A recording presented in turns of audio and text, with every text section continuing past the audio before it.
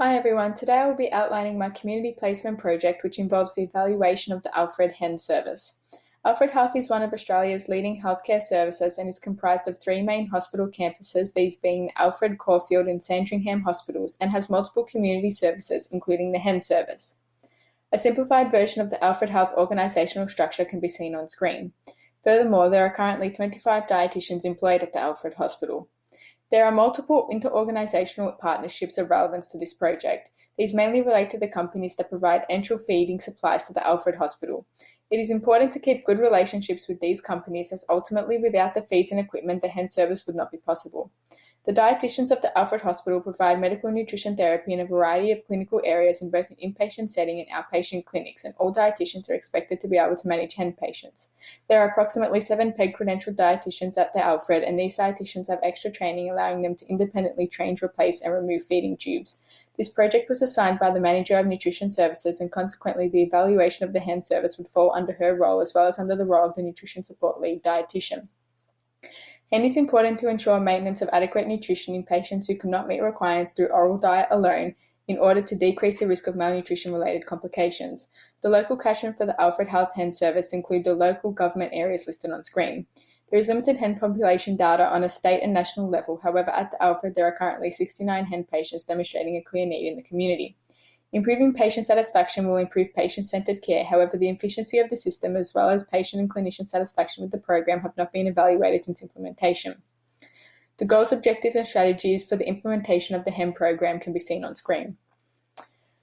When the program was implemented, a number of eligibility criteria were developed. Additionally, a number of procedures were also implemented to ensure strategies of the program were being met. After insertion of the tube, the dietitian is responsible for providing the patient with written and verbal education prior to discharge and ensuring the patient is competent in using the feeding pump. All feeds and equipment are free for the patient and are supplied by the Alfred Hospital through funding from the Victorian Government. The hospital will supply the patient with a pump and 1 week of supplies upon discharge, including feed syringes and giving sets, and will place an order for the first month. A monthly phone call is then scheduled with the dietitian for a nutrition review and monthly ordering of supplies, and patients must also attend a PEG clinic every 3 to 6 months. The PEG credentialing program was also developed to extend the scope of practice for dietitians and MATS registered nurses. Finally, a MATS PEG program was developed for patients with a PEG who require high-level care. MATS patients are reviewed by a PEG dietitian and MATS nurse every 3 to 6 months at the patient's place of residence. If a MATS patient resides in a high care facility, it's actually the responsibility of the facility to provide all enteral nutrition supplies. Our project is primarily focused on the evaluation stage of the project management cycle with a particular focus on impact evaluation strategies. In order to conduct the patient satisfaction surveys, low-grade ethics approval was obtained. Inclusion criteria for the patient satisfaction survey included all patients over the age of 18 who are currently on HEN, excluding MATS patients.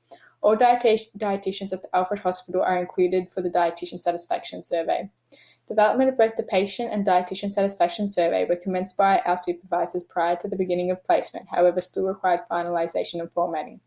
Patient satisfaction surveys will either be administered via email using REDCAPS, which was approved by Ethics, phone calls, or PEG Clinic. Subsequently, all dietitian satisfaction surveys will be administered via email. All emails must be sent by a dietitian from a secure email address as per Ethics. However, phone calls and PEG Clinic surveys will be administered by us. Patients will have 2 weeks to respond to the survey, with a reminder email being sent out 1 week before the deadline.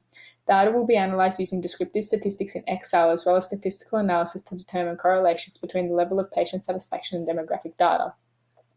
Current practices will also be benchmarked according to the ACI best practice guidelines for HEN, and this will be achieved by interviewing a PEG credentialed dietitian using the ACI implementation checklist. This data will be analysed qualitatively, and a compliance score will also be developed looking at the percentage of the steps that have been successfully implemented at the Alfred. Maslow's hierarchy of needs, particularly the physiological need of food and water, was integrated into the needs assessment, planning and implementation stages of the project management cycle, as this service was ultimately planned and developed to provide adequate nutrition and fluid for patients who would otherwise not meet nutritional requirements and thus would not be able to meet their physiological demands. Andragogy is the method of teaching adult learners. There are 5 key assumptions of adult learners that underpin the 4 key principles of andragogy. These principles can be related to the HEM program with a specific focus on the implementation phase of the project management cycle. Although guidelines have been developed regarding the frequency of reviews, patients are able to independently evaluate if they require more frequent follow-up. Conducting patient satisfaction surveys also allows patients to be involved in the evaluation of their care. Patients are required to demonstrate competency using the feeding pump prior to discharge, thus supporting the theory that experiences provide the basis for learning. Additionally, the education provided to patients is individualized and includes practical aspects of tube feeding and troubleshooting, thus allowing for problem-centered education. The basis of the HEM program is to ensure patient-centered care. Consequently, this approach is evident in each stage of the project management cycle, which can be seen on screen. Finally, here is a timeline of the next 5 weeks with all time-sensitive elements marked with an asterisk. Thank you.